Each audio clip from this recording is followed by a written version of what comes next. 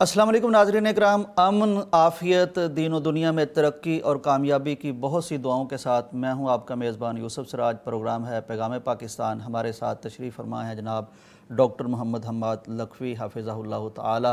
आप जानते हैं आप मुफ़स्सिर कुरान भी हैं, माहिर तालीम भी हैं और मुआसर जो हमारी ख़बरें हैं उन पर दीनी तनाज़ुर में और तालीमी तनाज़ुर में और समाजी तनाज़ुर में आपके तबसरे से हम इस प्रोग्राम में मुस्तफ़ीद होते हैं।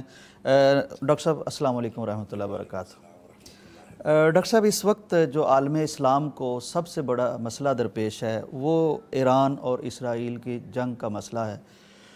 इसराइल ने डॉक्टर साहब वो सारे मामलात जो गज़ा में हम देख रहे थे और फ़लस्तीन के हवाले से देख रहे थे, अरसे से देख रहे थे, वो तो बदस्तूर मौजूद हैं और उस पर सारी उम्मत यानी परेशान भी है और तड़पती भी है। वीडियोस भी हम देखते थे, लेकिन उसने एक नया महाज खोल लिया, ईरान पर हमला कर दिया और उस हमले में डॉक्टर साहब उसके जो मकासद हैं वो बयान ये किए जाते हैं। एक तो ये कोई एटमी पावर बनने वाला था तो उसको हमने तबाह करना है।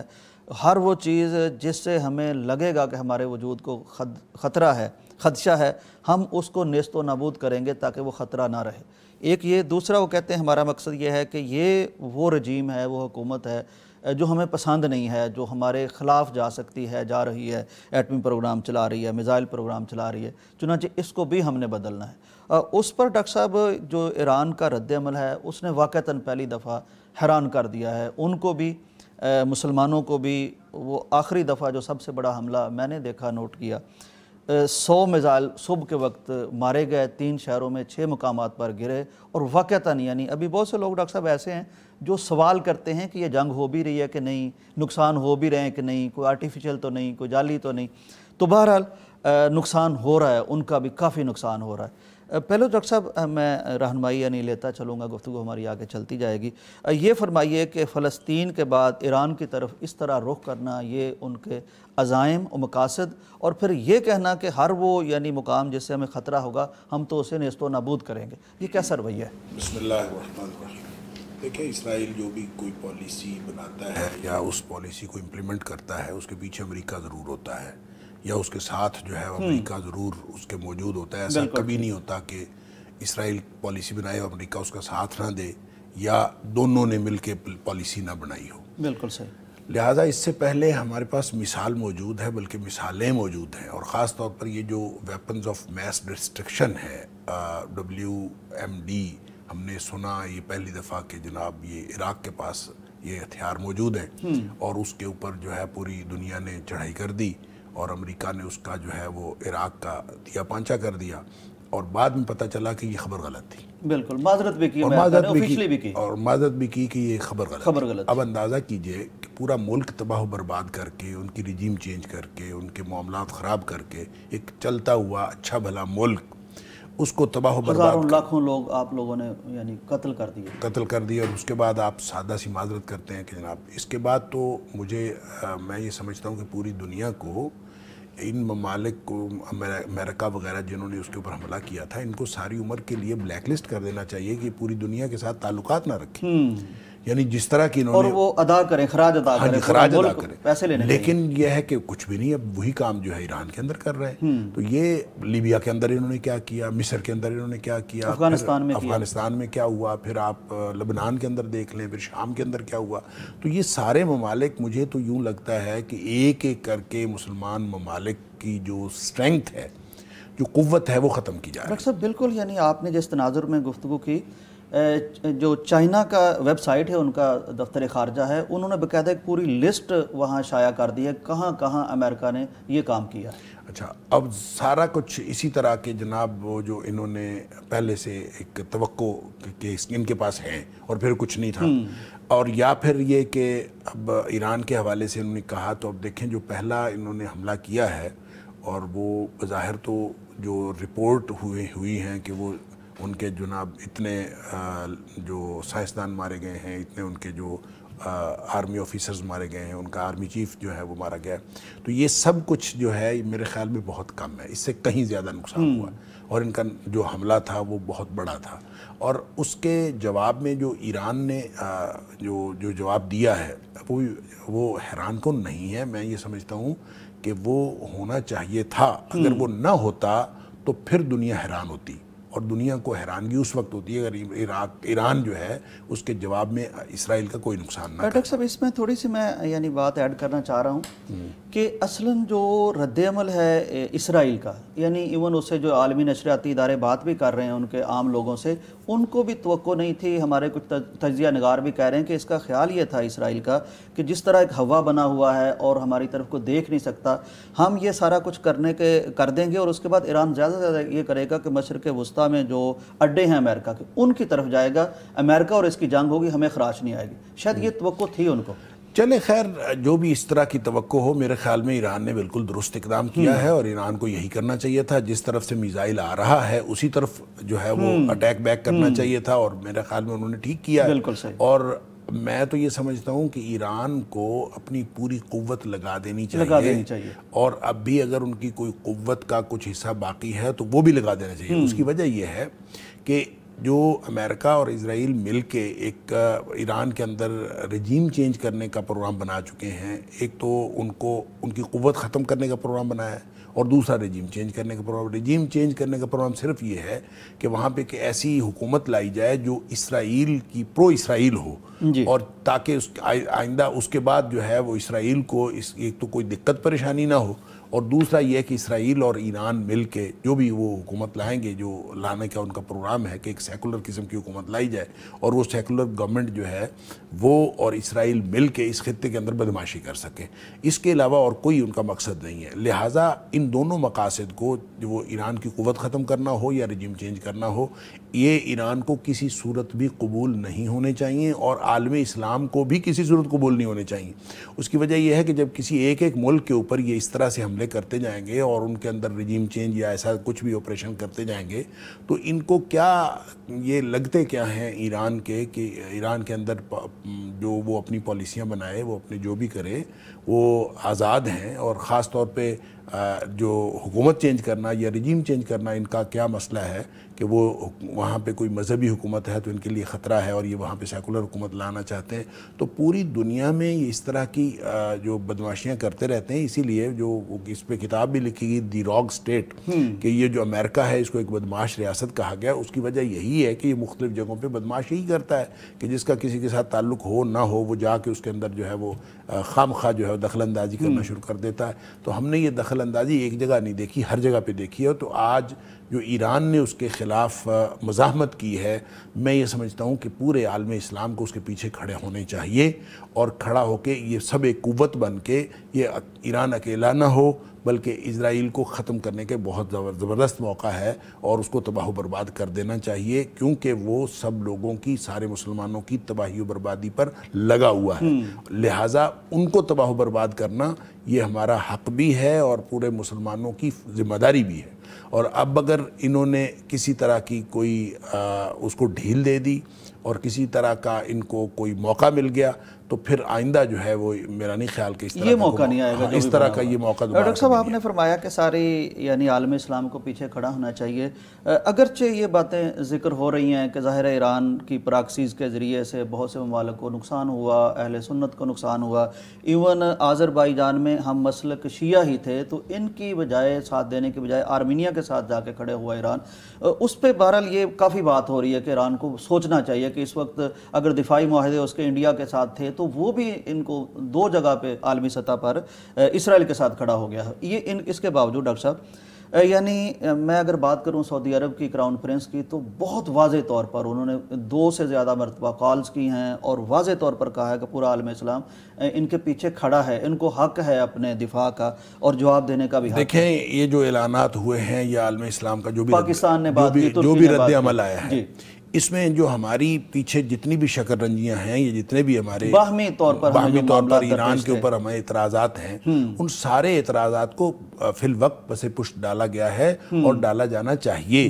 دیکھیں یہ معاملات آپس کے ہیں, یہ بعد میں بھی نپٹائے جا سکتے ہیں, اس کے اوپر بعد میں آپس میں بات کی جا سکتی ہے, لیکن یہ وقت جو ہے ایک بڑا دشمن جو ہے وہ سامنے ہے, اس دشمن کو ختم کرنے کے لیے, اور وہ سب کا دشمن ہے, اور وہ سب کا دشمن, بلکہ پوری دنیا کے امن کا دشمن, اور اس کو ختم کرنے کے لیے یہ بڑا موقع ہے اور ایران کے ساتھ کھڑا ہونا چاہیے. باقی رہا معاملہ کہ ایران کیا کرتا رہا ہے اور کیا اس میں ساری دنیا کو پتہ ہے اور ایران کو خود بھی پتہ ہے. یعنی میں کہہ رہا ہوں یہ اچھی بات یہ ہے کہ بھلا دیا گیا ان چیزوں کو اور ساتھ کھڑے ہو گئے, بھلا دیا گیا, اور ایران بھی میرے خیال میں اب ان کو بالکل ہوش بھی آیا ہے اور انہوں نے اپنی پارلیمنٹ کے اندر وہ بالکل تشکر پاکستان, تشکر پاکستان کے نعرے بھی لگے ہیں. تو اس کا اندازہ ہو گیا انہیں کہ اپنا کون ہوتا ہے, بیگانہ ان کو سمجھ آ گئی ہے کہ ہمیں کس موقع پر کیا کرنا چاہیے. تو امید ہے کہ آئندہ انشاءاللہ اگر جو بھی اس کی قوت برقرار رہے اور اس کے معاملات برقرار رہیں تو آئندہ ان کی پالیسیز کے اندر واضح فرق ہوگا اور مسلمانوں کے لیے وہ پہلے جس طرح کا رویہ ان کا تھا وہ آئندہ نہیں ہوگا, اور مسلمان ریاستوں کے تحفظ کے حوالے سے ایران اپنا مؤثر کردار ادا کرے گا. لیکن یہ موقع جو ہے یہ ان باتوں کو, یعنی ان چیزوں میں الجھ کے اسرائیل کی مدد کرنے کا نہیں, نہ ان باتوں کو چھیڑنے کا ہے, نہ ان باتوں میں الجھنے کا ہے, اور نہ ہی آپس میں. ایران جو ہے, دیکھیں بات یہ ہے کہ بہت سارے فقہی معاملات ہوتے ہیں اور فقہی معاملات آپس میں ہوتے رہتے ہیں, وہ چلتے رہیں گے, صدیوں سے چلتے آئے, آگے بھی چلیں گے. اس میں آپ کہہ سکتے ہیں کہ فلاں ایسا ہے, فلاں ایسا ہے, فلاں ایسا نہیں. ایک پولیٹیکل گروپ بنتا ہے اور وہ جو پولیٹیکل گروپ بنتا ہے وہ جو اینٹی اسلام قوتیں ہیں ان کے مقابلے میں بنتا ہے. لہٰذا اسلام اور اینٹی اسلام یہ ایک بہت بڑی جنگ ہے. اور جیسے الکفر ملت واحدہ, تو کفر جو ہے وہ سارے ایک ہی. یعنی ڈاکٹر صاحب آپ کے کہنے کا مطلب ہے کہ اسرائیل ایران کو اس لیے نہیں مار رہا کہ وہ شیعہ ہے, وہ اس لیے مار رہا ہے کہ مسلمان ہے. دیکھیں اس میں میں ایک مثال دیتا ہوں کہ جو عبداللہ بن ابی تھا منافق تھا, اور وہ نبی کریم صلی اللہ علیہ وسلم کے دور میں اس نے بہت ساری کاروائیاں کرنے کی کوشش کی, نقصان پہنچایا نبی کریم صلی اللہ علیہ وسلم کو نقصان پہنچانے کی کوشش کی, آپ کے خلاف اس نے باقاعدہ پلاننگ کی, اور اس کے بعد سورہ منافقون نازل ہوئی, سیدہ عائشہ پہ الزام لگایا, مختلف طرح کی اس کی کاروائیاں تھیں. اب وہ جو جب نبی کریم صلی اللہ علیہ وسلم جب یہ غزوہ بنی مستلق سے واپس آئے ہیں اور اس موقع پر اس نے جو ہرزہ سرائی کی تھی کہ ہم جو عزت والا ہے وہ ذلت والے کو باہر نکال دے گا, اور اس نے یہ ساری باتیں تو اس وقت کی جب ابھی مدینہ نہیں آئے تھے.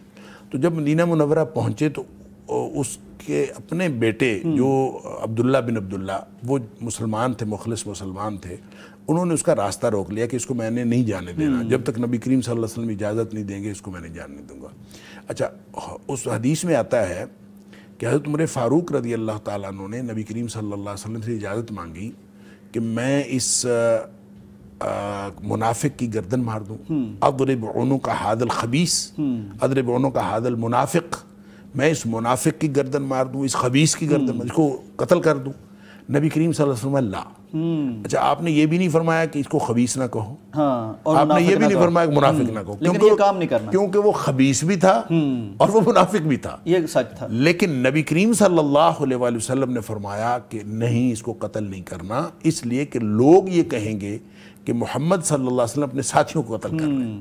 اب وہ ساتھی تو نہیں تھا, اب وہ تو دشمن تھا, لوگ سمجھتے تھے ساتھی, لوگ سمجھتے تھے ساتھی تھا. لہٰذا اینٹی اسلام قوتیں جتنی بھی ہیں ان کے مقابلے میں جو پولیٹیکل اسلام کی قوت ہے وہ ایک قوت تھی, اس قوت میں یہ منافق بھی شامل تھا. اس لیے نبی پاک صلی اللہ علیہ وسلم نے فرمایا کہ لوگ کہیں گے کہ یہ اپنے ساتھیوں کو قتل کر رہا ہے, وہ ساتھی یہ. لہٰذا فقہی طور پر آپ کے آپس میں جتنے مرضی اختلافات ہوں, وہ کیا سمجھتے ہیں, جب آپ کا اسلام اور اینٹی اسلام یہ جو پولیٹیکل ایک گروپ بنتا ہے, اس گروپ کے اندر کون کون شامل ہے, آپ کو اس کا خیال رکھنا چاہیے. اور نبی کریم صلی اللہ علیہ وسلم کا جو اسوہ ہے وہ بھی ہمیں یہی بتاتا ہے کہ اس چیز کا خیال رکھنا چاہیے. لہٰذا ساری بحثیں جب آپ نبی پاک صلی اللہ علیہ وسلم کے اسوہ کو سامنے رکھیں تو ساری بحثیں ایک دم جو ہے ختم ہو جاتی ہیں اور دم توڑ جاتی ہیں کہ پیچھے کون سی بحث رہ جاتی ہے کہ جو بھی جیسا بھی ہے وہ مسلمانوں کا نمائندہ ہے اور کافروں کے خلاف لڑ رہا ہے, لہٰذا آپ کو اس کے پیچھے ہونا چاہیے اور اپنی پوری قوت کے ساتھ اس کے پیچھے ہونا چاہیے. بالکل صحیح. ناظرین اکرام, اتنی وضاحت کے ساتھ اور خوبصورتی کے ساتھ اور سیرت کے حوالے سے جب بات آ گئی ہے تو اس میں اتنی خیر ہے, میرا خیال یہ بات ہمیں بار بار سننی چاہیے, بار بار سمجھنی چاہیے, دوسروں تک اس بات کو پہنچانا چاہیے, کیونکہ اس وقت مسلمانوں کے مفاد میں, اسلام کے مفاد میں اگر کوئی بات ہے تو یہ بات ہے جو ڈاکٹر صاحب ہمیں سمجھا رہے تھے, اور جو ہم چھوٹی چھوٹی اور باتیں لے کے آ گئے ہیں اس کا نقصان ہمیں ہوگا. یہ کیسے ہوگا, بریک کا وقت ہے, واپس آتے ہیں تو اس پر بھی بات کرتے ہیں. پاکستان کا مطلب کیا, لا الہ. नाजरीन, वेलकम बैक टू पैगाम पाकिस्तान। ईरान इसराइल जंग पर जो उम्मत मुस्लिमा का मौक़िफ़ है उस पर बात हो रही है। इसमें किस तरह मुख्तलिफ ज़हन हैं, मुख्तलिफ दलाइल हैं, लेकिन इस वक्त असलन उम्मत को किस चीज़ की ज़रूरत है, किस रवैये की ज़रूरत है, उसको तलाश करने की, खोजने की हम कोशिश कर रहे हैं। और डॉक्टर साहब हमारे साथ मौजूद है। डॉक्टर साहब, बहुत अच्छी हमारी डिस्कशन हुई, लेकिन एक पॉइंट बड़ा अहम ये है कि बहुत से पाकिस्तानी डॉक्टर साहब ये समझ रहे हैं कि ये मसला है ईरान का और इसराइल का। ज़्यादा से ज़्यादा ताल्लुक़ हमारा जो इससे बनता है वो ये बनता है कि चलें जिस तरह की भी किसी की कैफियत हो ईरान के बारे में, लेकिन वो मुसलमान मुल्क कहलाता है और दूसरा जो है वो यहूदी मुल्क है। डॉक्टर साहब, एक एंगल इसका ये नहीं है कि पाकिस्तान की सलामती के लिए अगर रजीम चेंज हो जाती है तो वो जो सरहद हमारी लगती है ईरान के साथ, वो सरहद तो हो जाएगी इसराइल की, और इसराइल अमलन तो यानी हमारे पड़ोस में अब अपने ड्रोन या अपने मिसाइल तो गिरा रहा है, वो तो हमारी सरहद पर। और डॉक्टर साहब, दूसरा मामला ये कि ये जो सरहद है बड़ी हसास हमारी। BLA यहाँ से ऑपरेट हो रही है, पहले ही इंडिया यहाँ अपने काम कर रहा है। तो डॉक्टर साहब, इस तनाजुर में यानी ये तो फिर सिर्फ ईरान की जंग नहीं रह जाती, पाकिस्तान की सलामती की जंग भी बनती। बिल्कुल दुरुस्त है। मैंने तो पहले भी अर्ज़ किया है कि ये इसराइल अगर ये रजीम चेंज करने में तैयार ये कामयाब हो जाता है, अमेरिका और इसराइल, तो यूँ समझिए कि इसराइल यहाँ आके बैठ गया है और फिर इसराइल और यहाँ की सेकुलर गवर्नमेंट जो है ये मिलकर फिर खित्ते के अंदर बदमाशी करेंगे, और ये प्रोग्राम ही इनका ये है। लिहाजा उस सूरत में पाकिस्तान को पहले से इस मामले के बारे में इसको समझना भी चाहिए और इसके लिए पॉलिसी भी बनानी चाहिए। और पाकिस्तान जब इसके ऊपर कोई भी पॉलिसी बनाता है तो फिर मौजूदा जो जंग है, हालिया जंग, ये पाकिस्तान की बका की जंग भी है। लिहाजा पाकिस्तान ये ना समझे कि यानी ये इसराइल और ईरान की जंग है, हमारा इसके साथ कोई ताल्लुक़ नहीं है, हमारा इसके साथ बड़ा ताल्लुक़ है। मैं तो वैसे भी कहता हूँ कि चाहे खित्ते के अंदर ना भी हों, आलम इस्लाम सारे का सारा इसको अपनी जंग समझे और ये उनकी जंग है। और अगर हम ये खित्ते की सूरत हाल का जायज़ा लेते हैं तो पाकिस्तान तो देखें, एक तरफ हमारे इंडिया बैठा हुआ है, और अगर डॉक्टर साहब इंडिया को हमने देख लिया कि इंडिया की तरफ से हमारे तरफ जो ड्रोन आए वो इसराइल के थे। देखें, अगरचे मैं अर्ज़ करूँ ईरान का जो साबका किरदार है, जो जिसकी हम बात कर रहे थे, मिसाइल भी हम पे मारे गए, वो पाकिस्तान के हवाले से कोई बहुत अच्छा नहीं रहा, और हमने इस सरहद से भी कोई बहुत अच्छी खबरें नहीं सुनी।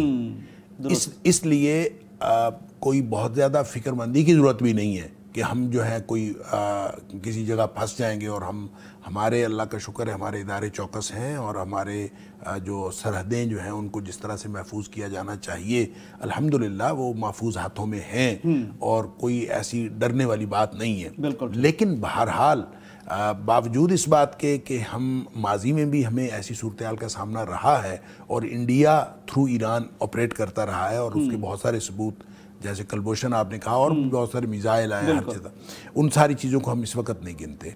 इस वक्त हम समझते हैं कि हमें ईरान के पीछे खड़ा होना चाहिए, और अगर इस खित्ते में कोई तब्दीली आती है तो बहरहाल उसके बुरे असरात में से कुछ असरात पाकिस्तान पर भी होंगे, और पाकिस्तान को उसके लिए तैयार रहना चाहिए। और जब पाकिस्तान उसके लिए पॉलिसी बनाता है तो भी ईरान के साथ इस वक्त यकजहती की ज़रूरत है, और ये सिर्फ़ एक दलील है कि पाकिस्तान को ईरान के साथ खड़े होना चाहिए। वगरना अगर सिर्फ ये सोच लिया जाए, देखें सऊदी अरब है, तो सऊदी अरब का तो इस खित्ते के साथ कोई ताल्लुक नहीं है ना। सऊदी अरब के पड़ोस में तो इसराइल पहले बैठा हुआ है, तो सऊदी अरब ने यकजहती का इजहार किया ईरान के साथ, और क्लैश ज़्यादा था सऊदी अरब और ईरान का। हाँ जी, और इसके बावजूद उन्होंने यकजहती का इजहार किया है, तो वो सिर्फ और सिर्फ इस्लाम के इश्तराक की वजह से किया है।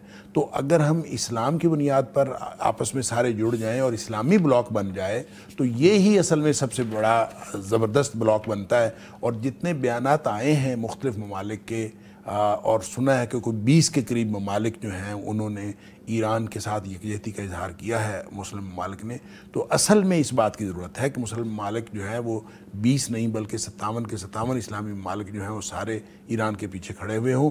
और फिर ये चाहिए तो ये था, हमने तो पहले कई दफ़ा बात की गज़ा के हवाले से, कि गज़ा के हवाले से भी मुसलमानों को ये अपना केस समझना चाहिए था, और अपना केस समझ के सबको एक यकजहती के इजहार के साथ, यकजहती के साथ, इत्तेहाद के साथ ये इसराइल के खिलाफ खड़ा होना चाहिए था। उस तरह ना सही, इस तरह सही, लेकिन है ये गजा का ही मामला है, ये गजा का ही मामला, गजा पे जो जालिम है उसके खिलाफ है। बात यह है कि एक आदमी, एक रियासत, एक वहाँ भी जुल्म कर रही है, और अब ایکسٹینڈ کر رہی ہے اپنے مظالم کو، تو اس کا راستہ روکنا یہ بالکل یعنی صرف یہ جائز نہیں ہے بلکہ ضروری ہے. یعنی ڈاکٹر صاحب ظالم کو ہم کمزور کریں تاکہ وہ غزہ پر ظلم کرتے وقت بھی کمزور ہو. اور میں یہ سمجھتا ہوں کہ اس میں پاکستان کو بھی اور باقی ممالک کو بھی جس طرح بھی انٹرنیشنل قوانین ہیں، بین الاقوامی قانون کو سامنے رکھتے ہوئے اپنی جس قدر مدد کر سکتے ہیں ان کو مدد کرنی چاہیے. بالکل کرنی چاہیے. ڈاکٹر صاحب یہ بہت اچھا ہو گیا چونکہ ہم بات کرتے کرتے انٹرنیشنل مسائل سے ایران کی سرحد سے پاکستان میں داخل ہو گئے، اور پاکستان میں اس وقت ایشو ہے ڈاکٹر صاحب بجٹ کا، اور بجٹ کے حوالے سے یعنی بڑی ساری امیدیں ہوتی ہیں. تنخواہ دار طبقے کو اپنی امید ہے، اور پھر جو مزدور ہے اس کو اپنی امید ہے، کسان کو اپنی امید ہے. اس بجٹ کے حوالے سے ڈاکٹر صاحب کو ماہرین کو میں سنتا رہا، یعنی اس کے اثرات کیا ہوں گے، ہر ایک شخص جاننا چاہتا ہے. اس وقت ہمارے ساتھ بھی ماہر معاشیات موجود ہیں ڈاکٹر سمیع اللہ صاحب. ڈاکٹر صاحب تھوڑا سا ہم دیکھ لیتے ہیں، یعنی ایک تو ہم پہ جو اثرات ہونے وہ بھگتنے تو ہیں ہم نے، لیکن ہونے کیا ہیں وہ ہم جان لیتے ہیں. جی ڈاکٹر صاحب السلام علیکم. وعلیکم السلام. ڈاکٹر صاحب فرمائیے کہ بجٹ آ گیا ہے، اس میں خوش ہونے والی بات کتنی ہے اور تھوڑا سا پریشان ہونے والی بات کتنی ہے؟ فائدہ کن طبقوں کو ہوا ہے اور کون سے یعنی ایسے طبقے ہیں جو خسارے میں چلے گئے ہیں؟ میں آپ سے گزارش کروں گا کہ آپ کچھ اعداد و شمار کی بجائے یا ٹیکنیکل باتوں کی بجائے کچھ سادہ انداز میں سمجھائیے گا تاکہ ہمیں نا سمجھنا آسان ہو جائے کہ اب کس کو فکر کرنے کی ضرورت ہے اور کس کو حکومت نے واقعتاً کچھ ریلیف دیا ہے. جی سر بہت شکریہ، اور آپ نے بہت ریلیونٹ سوال اور بہت ریلیونٹ پوائنٹ پہ کیا. جو بجٹ ہمارا آیا تو اس میں ہم بہت زیادہ فگر اور ٹیکنیکل پہ نہیں، صرف یہ آپ کو بتاؤں گا کہ ہمارا بجٹ تقریباً 17,000 ارب روپے کا ہے. ٹھیک ہے. 17,000 ارب کا. ٹھیک اب ہے. اس میں جو ہمیں پریشان ہونے والی بات ہے اس میں 8,500 ارب روپیہ جو ہے وہ صرف ہم نے سود کی ادائیگی میں، مطلب ہم اتنا زیادہ قرضہ لیا ہوا ہے کہ آدھے سے زیادہ بجٹ ہمارا سود کی ادائیگی پہ چلا جاتا ہے. بالکل صحیح. اب اس کے بعد جو آدھا بچتا ہے اس مطلب اوور آل اگر دیکھیں جس طرح نا 17,000 ارب روپیہ ہے، اس میں صرف ہمارا جو ڈیولپمنٹ ہے وہ 1,000 ارب ہے. 16,000 ارب روپیہ جو ہے وہ ہمارا نان ڈیولپمنٹل، اس میں کیا ہے 8,500 سود کی ادائیگی میں چلا جاتا ہے. ہمارا تقریباً 2,500 ارب روپیہ جو ہے وہ ڈیفنس پہ چلا جاتا ہے. پہلے یہ 1800-1900 ہوتا تھا، جو بھی پاکستان انڈیا وار ہوئی ہے تو ہم نے کہا کہ ڈیفنس زیادہ امپورٹنٹ ہے، ہم نے اس کو 18% انکریز کر دیا. یہ تو ضروری ہے، بالکل ٹھیک. پھر اس کے ساتھ ہمارا جو وہ ہوتی ہے گرانٹس اور پیمنٹ، اس پہ 2,000 ارب چلا جاتا ہے. 1,000 ارب ہمارا پینشن پہ چلا جاتا ہے. 1,000 ارب ہماری گورنمنٹ کو رننگ کرنے کے لیے، مطلب ادھر سارا پیسہ چلا جاتا ہے. اینڈ پہ صرف ایک چھوٹی سی اماؤنٹ بچتی ہے جس طرف 1,000 ارب، جس پہ ہم نے ایجوکیشن بھی چلانی ہے، ہیلتھ بھی چلانی ہے، سیکیورٹی بھی چلانی ہے، لوگوں کو تھوڑی بہت سپورٹ بھی دینی ہے. مطلب اس طرح یہ تو ایک ایسپیکٹ ہے. پر دوسری سائڈ پہ جو اس سے بڑا پرابلم ہے نا کہ ہم نے، آپ نے دیکھا ہوگا ٹیکس کی بھرمار ہو گئی ہے. اور ٹیکس پاکستان میں دنیا کا ایک ڈفرنٹ ٹائپ کا ٹیکس ہے کہ یہ ٹیکس ایک بندہ مختلف ٹائم میں دیتا ہے. مطلب آپ کی اگر تنخواہ ہے نا تو اس میں سے ٹیکس کاٹ لیا. اب جس وقت آپ نے بجلی کا بل دیا پھر آپ کو ٹیکس لگ گیا. پھر آپ نے موبائل پہ کارڈ چارج کرایا پھر آپ نے ٹیکس دیا، کال کی پھر ٹیکس دیا. مطلب ایک مطلب ملٹیپل ٹائم، یعنی آپ نے سامان خریدا پھر ٹیکس دیا. پھر یس. اور دنیا میں یا تو سٹارٹ میں جب تنخواہ دی نا ٹیکس کاٹ کے، اس کے بعد کوئی ٹیکس نہیں ہے. جو بھی آپ پرچیز کریں بڑی اہم بات، ٹیکس پیڈ ہے. اور یا پتہ کیا کہتے ہیں ٹیکس پر کوئی انکم پہ ٹیکس نہیں ہے. جو بھی چیز آپ پرچیز کریں گے اس پہ ٹیکس ہوگا. ہمارا اسٹرکچر ڈفرینٹ ہے. اور اس سے بھی بڑا ایک اور چھوٹا سا پرابلم ہے کہ ہمارا جو ٹیکس ہے نا پوری دنیا میں ڈائریکٹ ٹیکس کو 70% ہوتا ہے، صرف 30% جو ٹیکس ہوتا ہے وہ انڈائریکٹ ہوتا ہے. ٹھیک. انلکیلی پاکستان میں 70% انڈائریکٹ ہے. انڈائریکٹ یہ ہے کہ ہر ایک پر ایک جتنا ہی بوجھ ہے. پیٹرول پہ ٹیکس ہے نا 100 روپیہ. سر جس کے پاس موٹر سائیکل ہے نا 5,000 10,000 تنخواہ والا وہ بھی 100 روپیہ دے رہا ہے. جس کے پاس چھوٹی گاڑی ہے وہ بھی 100 روپیہ دے رہا ہے. جس کے پاس 2500 cc گاڑی ہے وہ بھی 100 روپیہ دے رہا ہے. اور وہ انیکول اس سے سوسائٹی میں جو مطلب طبقاتی وہ کشمکش چل رہی ہے نا وہ بڑھتی جا رہی ہے. اس لیے ہمارا نا پرابلم اسٹرکچرل ہے اور ان اسٹرکچرل پرابلم کی وجہ سے جو لوگوں کی لائف ہے وہ ٹف ہوتی جا رہی ہے. اور اسپیشلی آپ نے دیکھا ہوگا غریب کے لیے پہلے وہ کچھ نہ کچھ پوشن ایک مل آتا تھا, لیکن ہمارا میجر پوشن جو ہے وہ جس طرح ہے کہ ڈاکٹر صاحب میں جب چلا جاتا ہے. ڈاکٹر صاحب یہ آپ نے بہت اچھا کیا, یعنی آپ نے بڑے مختصر سے وقت میں اوور آل ایک فارمیٹ ہمارے بجٹ کا اور اس کا جو اصل لیکیج ہے وہ آپ نے بتا دیا ہے. اب اس کے اثرات مختلف طبقات پر کس طرح ہو رہے ہیں, یعنی یہ خبر کچھ فائلر نان فائلر کے حوالے سے بھی ہے, اسی طرح یہ جو تنخواہ دار لوگوں پر ٹیکس کے حوالے سے, پھر سولر پر بھی کیا ٹیکس لگا دیا گیا ہے, یہ ذرا بتائیے گا. اس میں بیسیکلی پرابلم یہ جس طرح آپ سولر کی بات کر رہے ہیں, حکومت نا سولر پہ اگر سولر کو پروموٹ کرتی ہے تو اس سے کیا ہوگا کہ پاکستانی لوگ اپنی بجلی سولر سے پیدا کر لیں گے, حکومت کو بجلی کم پیدا کرنی پڑے گی. اب اس سے حکومت کی جب بجلی کم پیدا کرنی ہے, حکومت کو ظاہر تیل پہ بنتی ہے, تیل بھی کم امپورٹ کرنا پڑے گا, امپورٹ بل بھی مطلب اکانومی کے لیے بہتر ہے. لیکن جب اس پہ ٹیکس لگتا ہے نا سولر پہ, تو اس کا مطلب یہ ہے کہ لوگ اس کو پروموٹ نہیں کرنا چاہ رہے اور چاہتے ہیں کہ لوگ ہماری بجلی خریدیں. جب بجلی خریدیں گے تو اس سے بجلی بنانے والی کمپنیوں کو فائدہ ہوگا, وہ انویسٹر کو فائدہ ہوگا. اس لیے حکومت عوام کو ترجیح میں شامل نہیں کرتی, وہ اپنے جو لوگ اس کے وہ انویسٹر ہیں جو بجلی پروڈیوس کر رہے ہیں ان کو فائدہ دینے کے موڈ میں ہے. ایک اس کا یہ ڈاکٹر صاحب اس پہ ایک بات یہ کی گئی ہے کہ سولر جو امپورٹ ہوتا ہے باہر سے آتا ہے اس پر تو ٹیکس لگا دیا گیا ہے, لیکن جو سامان مینوفیکچرنگ کا ہے اس پر نہیں لگایا گیا. حکومت چاہتی ہے کہ مقامی صنعت کو فروغ ملے, یہاں سولر پلیٹیں بنے, یہ بات ٹھیک ہے؟ سر یہ بیسیکلی تھیوریٹیکل تو ٹھیک ہے, جس طرح وہ کہہ رہے ہیں اس طرح تو ٹھیک ہے, لیکن پتہ ہے کہ آپ دیکھیں پاکستان میں کوئی بندہ انویسٹمنٹ کرنا چاہتا ہے, جتنا ٹیکس ہے ہمارا, اس ٹیکس پہ کوئی بندہ یہاں پہ انویسٹ نہیں کرے گا. دوسرے نمبر پر ٹیکس کے ساتھ یہاں پر سیفٹی اینڈ سیکیورٹی نہیں ہے, کوئی انویسٹ نہیں کرے گا. تیسری اس سے بھی امپورٹنٹ ایک نا دنیا میں ڈوئنگ بزنس رپورٹ ہوتی ہے کہ بزنس کتنا آسان ہے کتنا مشکل ہے, اور پاکستان دنیا کے ان 10 ملکوں میں ہے جہاں پہ بزنس کرنا سب سے مشکل ہے. اور اس کے ساتھ اگر چائنا یا دبئی کی ایگزامپل ہے, وہاں پہ آپ بزنس شروع کرنا چاہے ایک دن میں شروع کر سکتے ہیں. تو ہمارے بیریئر بہت زیادہ ہیں, ہاتھ کو باندھ کے کہتے ہیں کہ یہ چیز پروڈیوس کرو, جو پاسبل نہیں ہے. ٹھیک, تو اب ذرا تھوڑی سمری دے دیجئے کہ کن پر ٹیکس کس طرح لگا ہے, کیا مشکلات کا سامنا کرنا پڑے گا. اس کو اگر ہم کلوز کریں تو ایسا ہی ہے کہ جس طرح ٹیکس ہے, ٹیکس کے بلڈ آف دا اکانومی ہوتی ہے, اس کے بغیر اکانومی نہیں چل سکتی. لیکن ٹیکس میں یہ تو پوری دنیا میں سر ٹیکس جو لوگ دے رہے ہیں نا پاکستان میں, ان پر ہی ٹیکس بڑھتا ہے. جو 2% دے رہے ہیں ان سے 5%, 5 سے 10, 10 سے 15. دنیا میں کیا کرتے ہیں کہ ٹیکس ریٹ نہیں بڑھاتے, ٹیکس نیٹ بڑھاتے. جو لوگ ٹیکس نہیں دے رہے ان کو ٹیکس نیٹ میں شامل کیا جائے. اور یقین کریں اگر پاکستان میں جو لوگ ٹیکس نہیں دے رہے ان سب کو ٹیکس نیٹ میں شامل کیا جائے نا, تو آپ کا ٹیکس جو 10% دے رہے ہیں یہ 2% دینا پڑے لوگوں کو, اور اماؤنٹ زیادہ کلیکٹ ہو. لیکن یہ سارا سسٹم کی ان ایفیشنسی ہوتی ہے. ایف پی آر اگر چاہے تو کر سکتا ہے, لیکن ان کے پاس سسٹم نہیں ہے اور انسٹیٹیوشن کے پاس وہ سیٹ اپ نہیں ہے. ڈاکٹر صاحب میں وقت کم ہے, میں جاننا چاہتا ہوں اس بجٹ کے بینیفیشری کون سے طبقات ہیں عوام میں سے, اور ڈیمیج کون سے طبقات ہوئے ہیں؟ وہ تو آپ نے جنرلی دیکھا, جس طرح میں نے آپ کو بتایا کہ جو ان کا پیٹرن ہے اس پیٹرن میں غریب کے لیے کچھ بھی نہیں نکلا. اس کے لیے دیکھیں اگر پیٹرول ہے, پیٹرول پہ اس نے کاربن لیوی لگا دی ہے. اگر وہ بینک سے پیسے نکلواتا ہے اس پہ اس نے ٹیکس لگا دیا ہے. اگر وہ انکم والا ہے تو انکم میں 10% انکریز کیا, لیکن آپ کا پچھلے سال انفلیشن 40% رہا ہے, ٹھیک ہے. لیکن دوسری سائڈ پہ جو انہوں نے ریلیز دیا ہے, آپ نے دیکھا ہوگا ریئل اسٹیٹ سیکٹر پہ جو ٹیکس ہے وہ انہوں نے ہاف کر دیے ہیں, ہاف سے بھی کم کر دیے ہیں, تاکہ جو ریئل اسٹیٹ آلریڈی وہ بلین اینڈ بلینز میں ہیں ان کو اس میں فائدہ ہوگا. کنسٹرکشن انڈسٹری ایک اچھا شگون ہے جس میں آپ کا اگر کنسٹرکشن چلتی ہے تو اس میں آپ کے 40-45 مختلف فارم جو ہیں وہ پرموٹ ہوتی ہیں.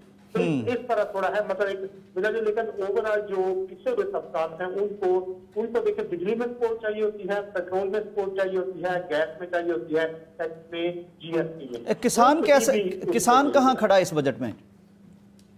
سر کسان کی تو حالت آپ نے دیکھ لی ہے کہ پاکستان میں واحد چیز گندم ہے جس کی قیمت 48 روپے پر مان سے 24 روپے پر ماننا آ گئی ہے. کوئی چیز پاکستان میں ایسی نہیں ہے جس کی آپ کہیں گے ہاف قیمت کم ہوئی ہو, لیکن گندم ایک ایسی چیز ہے اور آلریڈی ہمارا فارمر اور اس کو کوئی ایشو نہیں ہے. وہ جب گندم کی بیج لیتا ہے بیج مہنگا ہوتا ہے, جب کھاد لیتا ہے کھاد مہنگی ہوتی ہے, اور جب پروڈکٹ تیار ہوتی ہے تو مارکیٹ میں کوئی اٹھانے والا نہیں ہوتا. وہ بیچارہ کس طرح. کسان پہ کوئی ٹیکس لگا ہے, کسان پہ ٹیکس بھی لگا ہے؟ کسان پہ ٹیکس لگا رہے ہیں. ابھی انہوں نے اس میں ریکمینڈ کیا کہ کسان پہ مزید ٹیکس جو کچھ تھوڑا سانس لے رہا ہے وہ بھی یقیناً اس کا بند ہو جائے گا. چلیں ٹھیک ہے جی، بہت شکریہ، بڑی انفارمیٹو گفتگو تھی آپ کی. آپ نے ظاہر ہے وہ ساری باتیں سامنے رکھیں تاکہ اس پر غور کیا جا سکے، عوام کا فائدہ ہو سکے. بہت شکریہ. ڈاکٹر صاحب بڑی تفصیل کے ساتھ بات ہوئی ہے. ظاہر ہے چیزیں ملک ترقی کر رہا ہے، بہت ساری وہ کہتے ہیں ہر حکومت کہتی ہے جی ہمیں سخت فیصلے کرنے پڑیں گے، ہمیں آگے بڑھنا ہے، پچھلی حکومتوں نے یہ کر دیا. لیکن وہ جو بیچارہ عام آدمی ہے جو تھوڑا سا سانس لیتا ہے، اس کا تھوڑا سا یعنی گریبان کا کالر کھولنا تاکہ وہ سانس لے سکے، اس میں کوئی نظر آ نہیں رہی چیز. دیکھیں یوسف بھائی، بات اصل میں یہ ہے کہ اگر حالات خراب ہوں اور حالات کی خرابی کی وجہ سے سب سفر کر رہے ہوں، ہاں سب آئے نا اس میں، تو سب سفر کر رہے ہوں تو پھر غریب بھی صبر کر لیتا ہے، پھر کوئی مسئلہ نہیں. اور قربانی ویسے ڈاکٹر صاحب امیر کو زیادہ دینی چاہیے، لیکن یہاں یہ ہے کہ صرف غریب کی ہی مزید قربانی جو ہے مانگی جاتی ہے، اسی سے قربانی لی جاتی ہے. باقیوں کی قربانی لگتی نہیں، باقی کی قربانی لگتی نہیں ہے. آپ دیکھیں کہ تنخواہیں جو ہیں وہ ملازمین کی بڑھائی ہیں 10%، جبکہ انفلیشن ریٹ 40% ہے اور جو قوت خرید ہے وہ 60% تک کم ہو گئی ہے. یعنی 2022 سے لے کر اب تک 10% سے کیا فائدہ؟ تو 10% سے کچھ بھی فائدہ نہیں ہے. اور ہر چیز جو ہے اس کی وہ قیمت جو ہے وہ اتنی یعنی 60% جو ہے وہ اس کی قوت خرید کم ہو گئی. بالکل. اب ان حالات میں جو ان کو تو دے دیے 10%. خود آپ دیکھیں ایم ایل ایز کی کتنی تنخواہیں بڑھائی گئی ہیں، ایم پی ایز کی کتنی تنخواہ پنجاب میں بڑھائی گئی ہیں اور سارے صوبوں میں. پھر یہ ہے کہ چیئرمین سینٹ کی 100% سے بھی زیادہ ہے. چیئرمین سینٹ کی تنخواہ 21 لاکھ اور وہ جو اسپیکر ہے قومی اسمبلی کا اس کی بھی 21 لاکھ. اب یہ اندازہ کریں کہ جب خود اتنی تنخواہیں بڑھا رہے ہیں، کیا کر رہے ہیں آپ؟ وہ بھی تنخواہ دار ہیں، آپ بھی تنخواہ دار ہیں، اور ان کے لیے کچھ بھی نہیں ہے اور آپ کے لیے جو ہے یعنی گویا جمپ لگا دیا آپ نے. تو آئی ایم ایف ہے وہ آپ کو نہیں چھیڑتا، آپ کو کچھ نہیں کہتا، صرف اس وقت وہ درمیان میں مداخلت کرتا ہے جب غریب کو فائدہ ہونے لگتا ہے.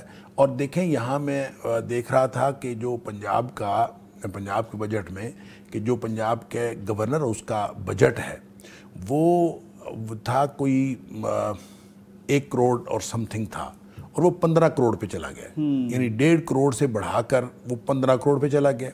وزیر اعلیٰ ہاس کا جو اب اس سے غریب کو کیا فائدہ ہونا ہے؟ وزیر اعلیٰ اس کا جو بجٹ ہے وہ 23 کروڑ سے 1.5 ارب پہ چلا گیا. اس کا ملک کو کیا فائدہ ہونا؟ اب اندازہ کریں اس سے جو ہے اس سے اصل میں غریب جو ہے وہ اپنے آپ کو پسا ہوا محسوس کرتا ہے. تو اس سے محسوس کرتا ہے جب ہر چیز جب آپ اکراس دی بورڈ سب کے اوپر ایک پریشانی اور قربانی سب سے لیں تو پھر تو کوئی بات نہیں، چلے برابر ہے. اگر 17,000 ارب کے بجٹ میں سے 8,000 آپ کا سود میں چلا جاتا ہے تو باقی میں سب کو شامل کریں نا، جتنا ہے چلے تھوڑا ہے زیادہ ہے سب کو اس کو شامل کریں، سب برابر ہوں. آپ پرسنٹیج کے اعتبار سے بھی سب کو ایک جیسا کریں گے تو بھی آپ کو فائدہ زیادہ ہوگا.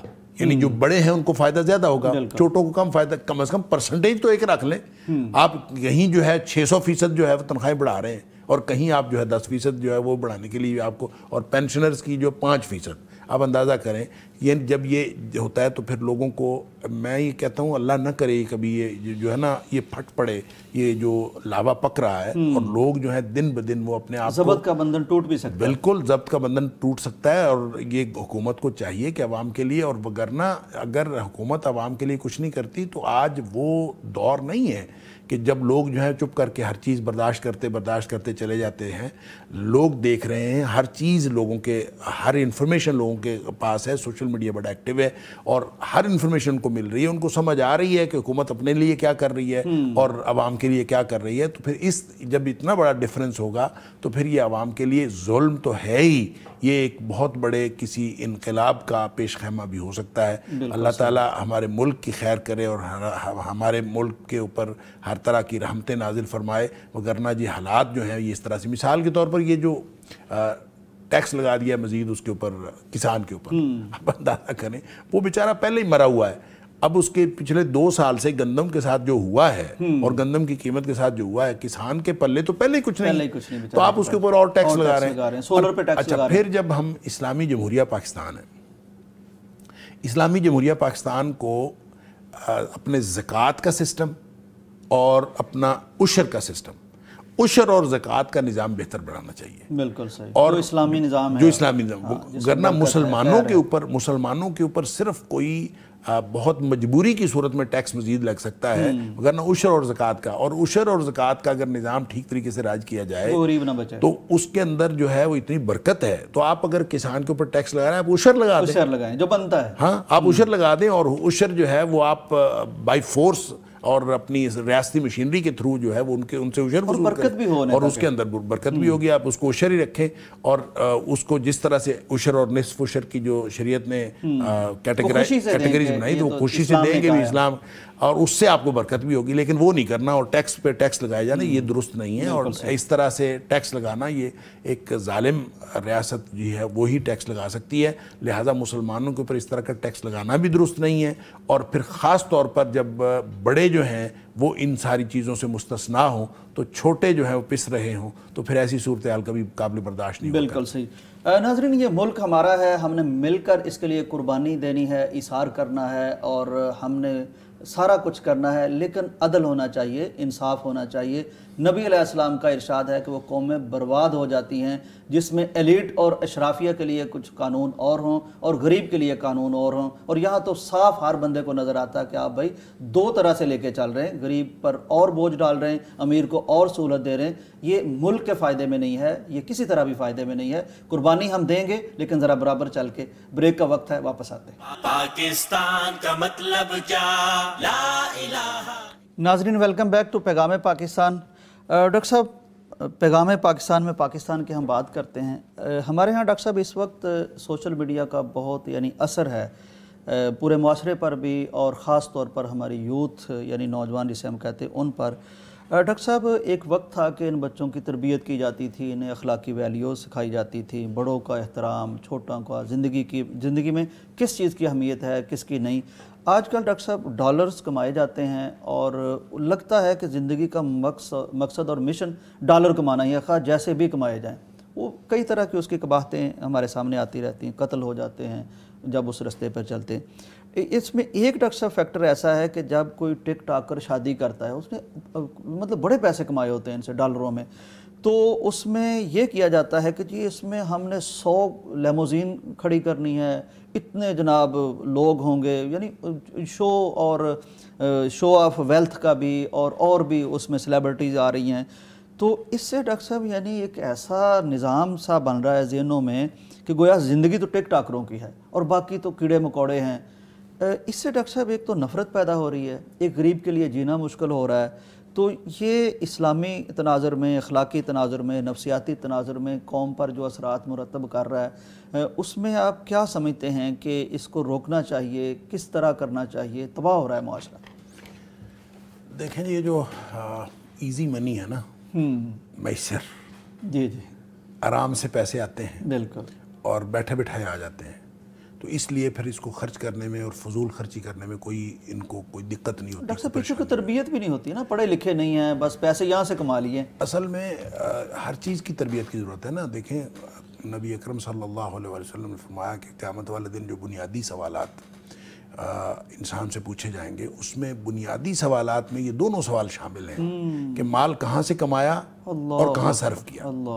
تو یہ سوال، اس سوال کا جواب دینا ہے. یہ لوگوں کو اس بات کی اویئرنیس ہونی چاہیے. ڈاکٹر صاحب قیامت کے دن جو امتحان اور جو پیپر ہونا، اس کا یہ ایک سوال ہے، لازمی سوال ہے، لازمی سوال. اس کا لازمی سوال ہے کہ مال کہاں سے کمایا، یہ بھی لازمی سوال ہے، اور کہاں خرچ کیا، یہ بھی لازمی سوال ہے. ہم سمجھتے ہیں ڈاکٹر صاحب چلو کمانے کی تو ایک ہے مسئلہ، لیکن میرے پیسے میں جہاں مرضی لگاؤں نہیں، خرچ کہاں کیا اس کا بھی سوال ہے، اور ایک ایک روپے کا خرچ جو آپ نے خرچ کیا اس کا حساب دینا پڑے گا. اللہ اکبر.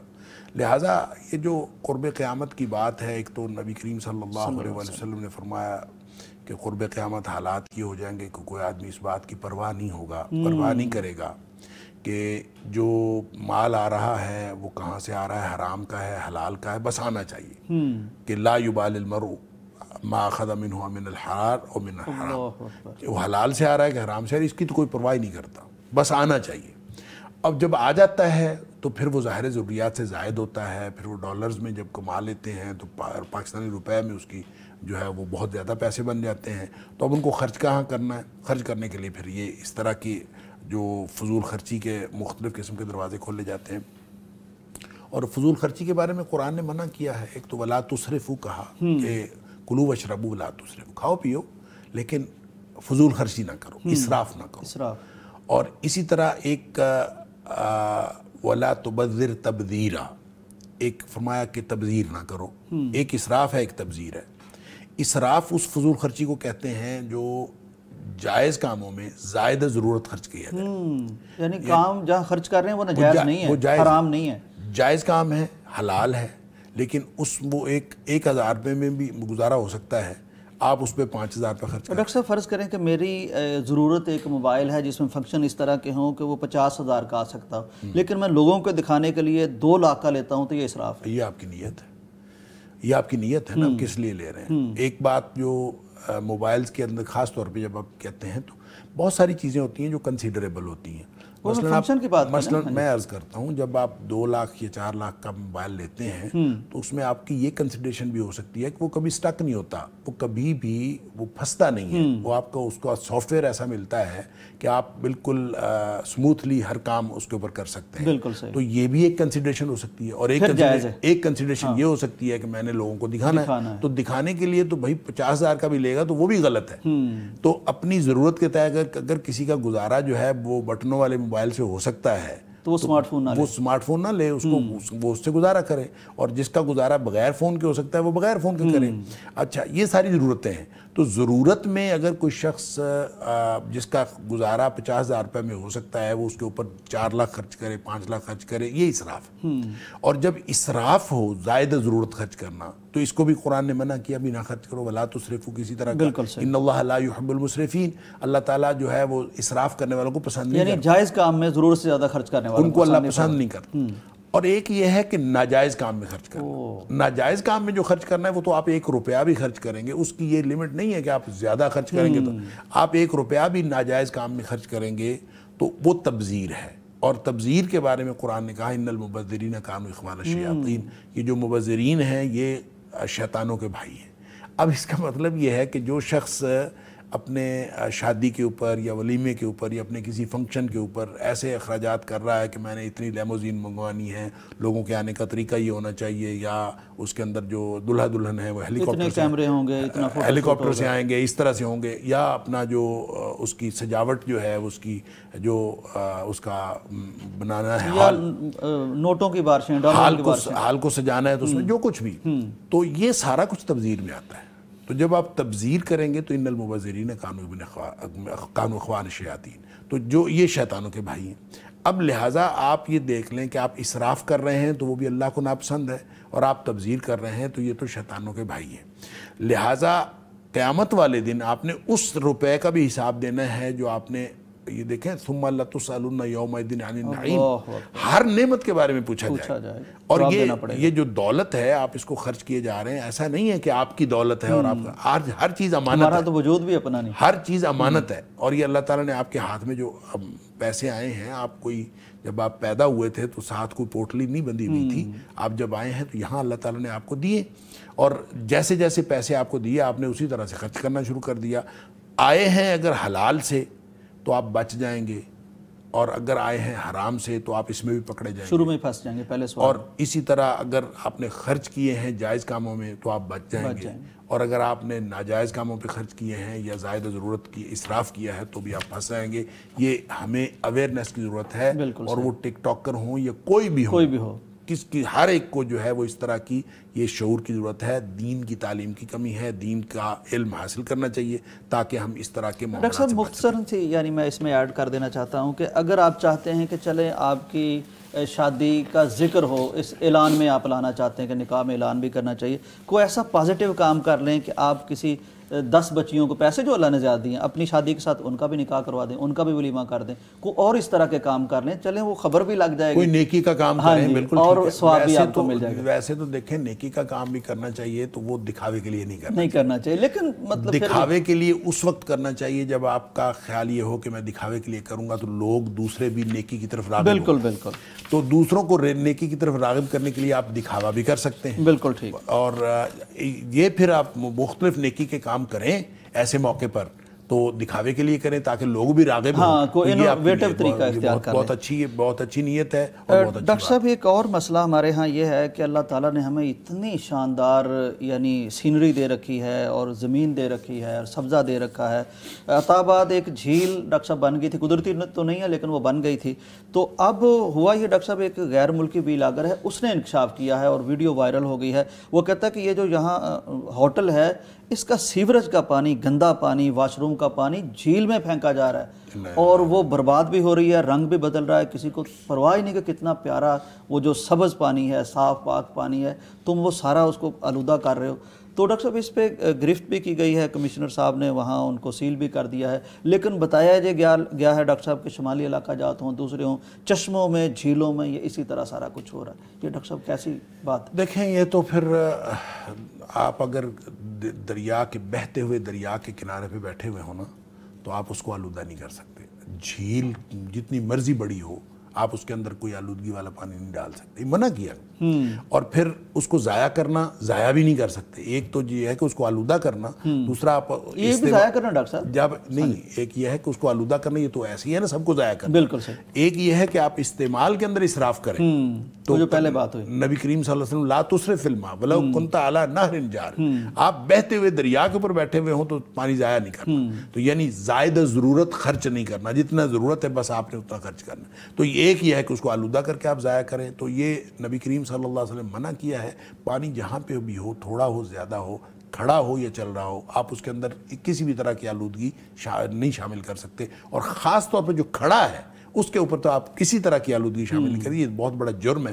تو میں یہ سمجھتا ہوں کہ اس کو حکومت کو ایکشن لینا چاہیے. اور جتنے بھی ہوٹلز اس طرح سے بنے ہوئے ہیں جو چشموں کے اوپر بنے ہوئے ہیں، یا عام طور پہ چشموں کے کنارے پہ پہاڑی ایریا میں جہاں بھی ہوٹل بنے ہوتے ہیں، چشموں کے کنارے بنے ہوتے ہیں، تو جن کا بھی کوئی سیوریج کا اس طرح کا نظام ہے اس کے اوپر گرفت کرنی چاہیے. ان کو سارا کا سارا ہوٹل کا، چاہے ہوٹل سیل کرنے پڑے، چاہے ان کو بند کرنا پڑے، لیکن ان کا نظام درست کرنا چاہیے. حکومت کا کام. بالکل صحیح، بالکل صحیح. اور ڈاکٹر صاحب یہ حدیث اگر کچھ لوگ ضعیف کہیں اس کو تو، لیکن اسراف تو ویسے بھی بنا ہے، یعنی وہ پانی میں یا کسی بھی چیز میں اسراف تو بنا ہے. دیکھیں اسراف جب قرآن نے کہہ دیا کہ وَلَا تُسْرِفُوا، بالکل صحیح. اور اِنَّ اللَّهَ لَا يُحِبُّ الْمُسْرِفِينَ، تو حدیث کسی اپنی سند کے اعتبار سے کمزور بھی ہو تو اس کا مفہوم تو قرآن سے ثابت ہو گیا. بالکل ٹھیک، بالکل. بہت شکریہ ڈاکٹر صاحب. ناظرین یہ کچھ سوچنے کی باتیں ہیں. اللہ کرے کہ ہم مسلمان ہونے کے ناطے، پاکستان ہونے کے ناطے اچھے مسلمان بنیں، اچھے پاکستانی بنیں.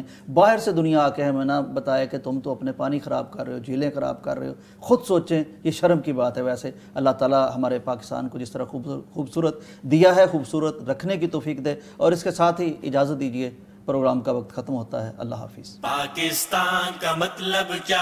لا الہ الا اللہ. پاکستان کا مطلب کیا؟ لا الہ الا اللہ.